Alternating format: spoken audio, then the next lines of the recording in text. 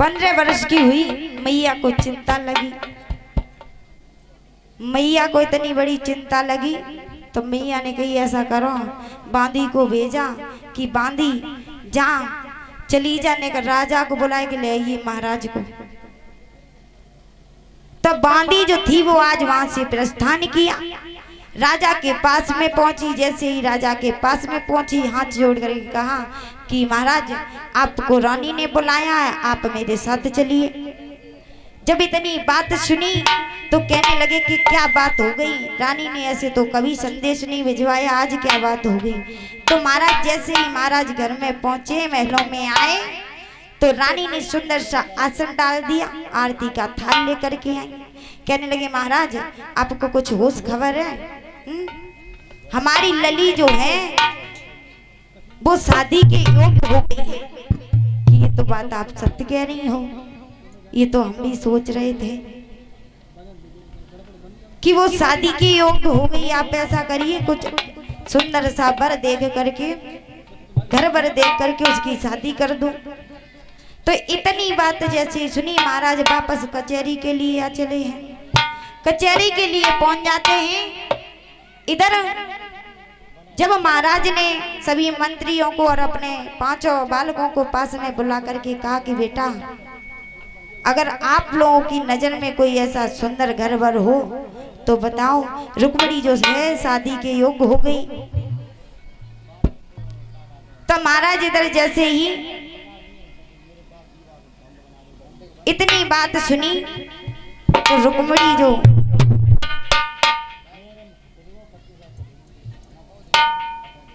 इधर जैसे ही रुक्मिणी मैया जो थी वो आराम से अपने पूजा पाठ किया करती थी गिरजा मैया के मंदिर में। इधर जैसे ही बताया तो एक कि योग वर बताओ, योग वर बताने के बाद में उनकी शादी कर दी जाए। तो महाराज जो रुकुम था वो कहने लगा पिताश्री, पिताश्री आप ऐसा करो, हमारी नजर में तो और कोई है नहीं। आओ। मेरा साला है शिशुपाल। अच्छा। वो धनवान भी है, गुणवान भी है, सब तरीके से संपन्न है, आप उसके साथ में विवाह कर दो। तो महाराज इतनी बात कही तो कहने लगे अरे रुको, मैं तेरी का बुद्धि जो है भ्रष्ट हो गई है, बुद्धि पे कीड़ा पड़ गया। कभी सुना है तूने कि साले के साथ में कभी शादी होती है? तो तब तक छोटे वाले जो बालक तो कहने लगे पिताश्री मैं बताऊं आपको, रुक्मिणी के लिए सबसे योग्य वर कौन सा होगा? आप ऐसा कीजिए, आप भगवान श्री कृष्ण के द्वारिकाधीश के साथ में क्यों नहीं रुक्मिणी का विवाह कर देते? तो कहने लगे बेटा तूने मेरे दिल की बात कह दी।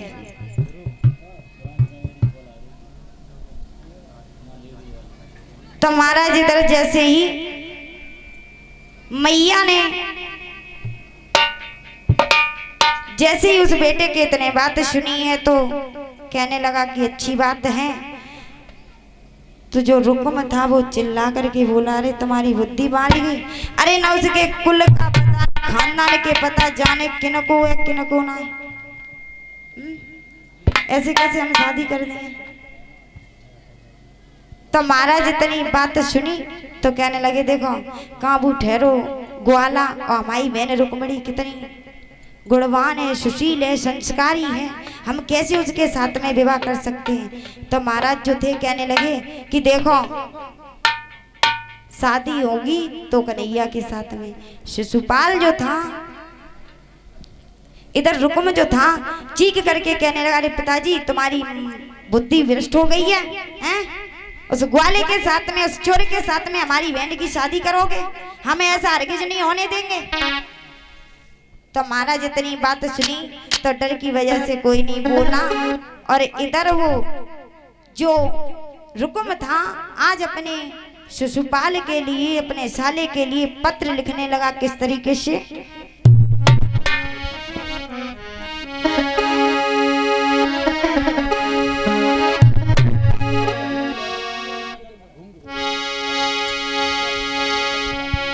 विनती मेरी स्वीकार करो, स्वीकार करो,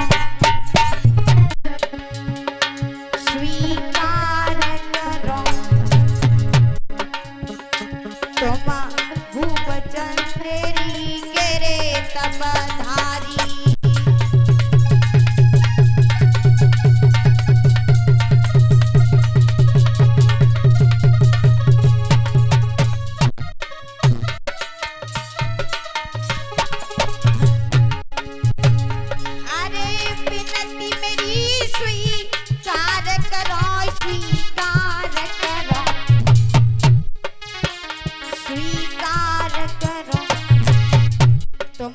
भूपचन तेरी केरे तपधारी।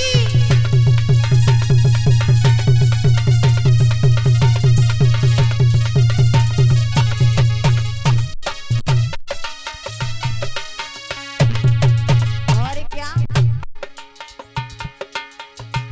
अब तक साले तुम मेरे थे, तुम मेरे थे, तुम मेरे। अब हम बन जाए तुम्हारे साले।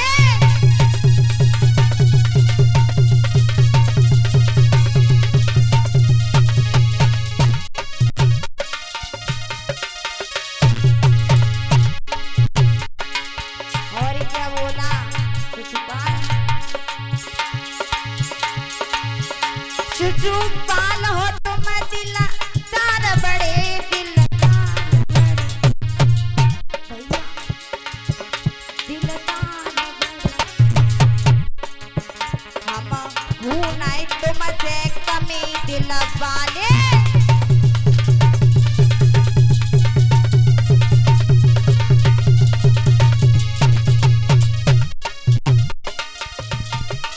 और क्या लिखने लगा तुझको आज प्रकार से।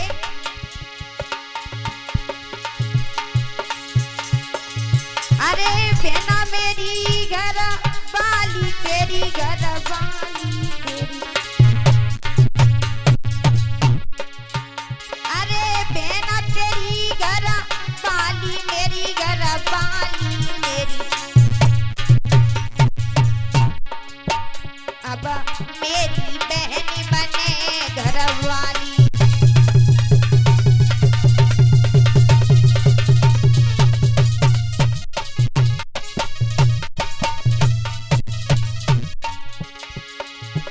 अरे विनती मेरी स्वीकार करो, स्वीकार करो, स्वीकार करो।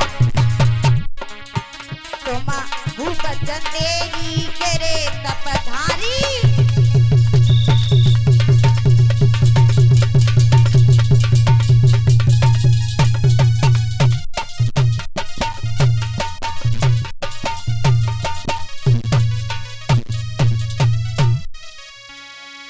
इधर महाराज जब खत को लिखा है और एक नाई के हाथों से खत को भिजवा दिया। इधर क्या हुआ, इधर जो रुक्मिणी मैया जो थी, एक बार गांव में साधु संत महात्मा आए तो वो भगवान कन्हैया का गुणगान करते हुए निकल गए। तो वो आवाज जो थी, गाना जो ने इतना मन को भा गया, तो उन्होंने उसी समय से भगवान की पूजा करनी शुरू कर दी थी। तो इधर क्या हुआ, जैसे ही रुक्मिणी को पता चला कि ससुराल के साथ में मेरी शादी को भैया ने तय कर दिया, तो रुक्मिणी जो थी रोने लगी। तब तक मैया आ जाती है। मैया ने कहा क्या बात है बिटिया, क्यों रो रही हो? तो इधर जब इतनी बात सुनी कि क्यों रो रही हो, तो जो लली थी वो कहने लगी मम्मी तुम्हें नहीं पता है, भैया ने हमारी शादी अपने ससुराल साले के साथ में तय कर दी है। भला आपने कभी सुना है कि साले के साथ में किसी की शादी हुई है और भैया की बुद्धि जो है भ्रष्ट हो गई है, हैं? अगर उस शिशुपाल जो दरवाजे पर अगर बारात लेकर के आया तो मैं जहर खा करके अपने प्राणों को त्याग दूंगी, लेकिन शिशुपाल के साथ में ब्याह हरगिज नहीं करूंगी। जब इतनी बात सुनी तो रुक्मिणी रोने लगी। जब मैया जो थी वो रुक्मिणी के पास में बैठी हुई थी, उन्होंने कहा कि अगर मैं शादी करूंगी तो सिर्फ भगवान कन्हैया के साथ, अन्यथा किसी के साथ में नहीं करूंगी। तो इतनी बात जब सुनने के बाद में इधर क्या हुआ महाराज, शिशुपाल को पता चला तो शिशुपाल आया, कहने लगा अरे बहना तुझे नहीं पता मैंने तेरे लिए कितना योग्य वर ढूंढा है, हर एक तरीके से संपन्न है, धन दौलत में है, अच्छा है, सुंदर है, हर तरीके से बुद्धिमान है।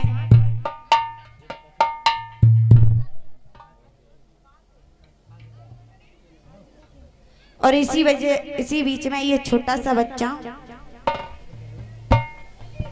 अनुभव भाई हमें 51 रुपए दे करके सम्मानित कर रहे हैं। बहुत बहुत धन्यवाद भैया आपका।